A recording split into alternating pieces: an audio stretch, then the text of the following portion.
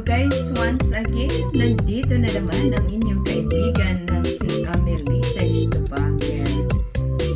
Guys, ayan, tayo ay maglalahad ng buhay natin ay isang parang balon lamang. So, live as our life, live our freedom, guys. Ayan. Lumipad tayo ng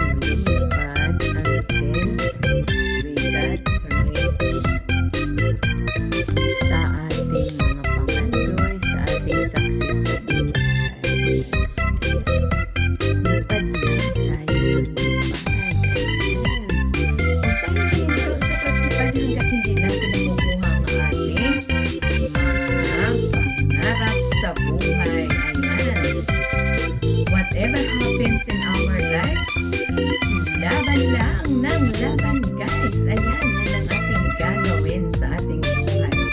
Kung pangarap natin magkaroon ng magandang education, mag